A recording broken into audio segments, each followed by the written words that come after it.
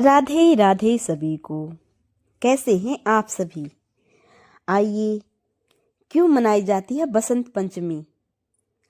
वर्ष की सारी ऋतुओं में बसंत को सभी ऋतुओं का राजा माना जाता है। इसी कारण इस दिन को बसंत पंचमी भी कहा जाता है। इस दिन से ही शीत ऋतु का जब समापन होता है तो बसंत का आगमन होता है। इस ऋतु में खेतों में फसलें लहरा उठती हैं और फूल खिलने लगते हैं और हर जगह खुशहाली आती है। ब्रह्मा के मुख से बसंत पंचमी के दिन ही ज्ञान और विद्या की देवी माँ सरस्वती का प्राकट्य हुआ था। इसी वजह से ज्ञान के उपासक सभी लोग बसंत पंचमी के दिन अपनी आराध्य देवी माँ सरस्वती की पूजा अर्चना करते हैं।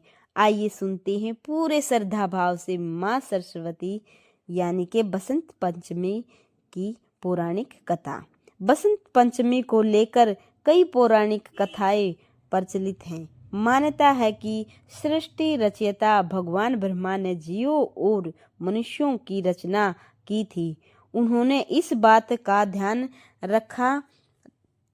रखा था कि वातावरण बिल्कुल शांत और इसमें किसी की वाणी ना हो।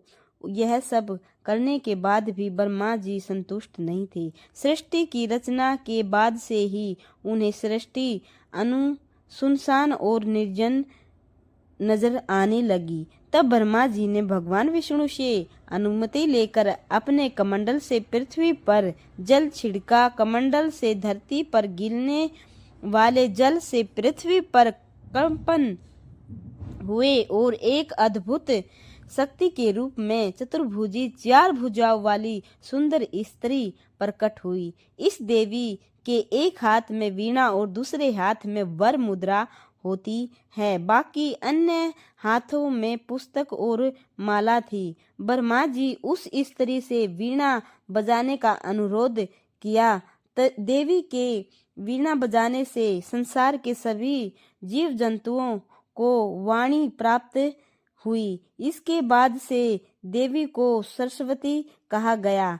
इस देवी ने वाणी के साथ साथ विद्या और बुद्धि भी दी। इसलिए बसंत पंचमी के दिन घर में सरस्वती माता की पूजा की जाती है। इस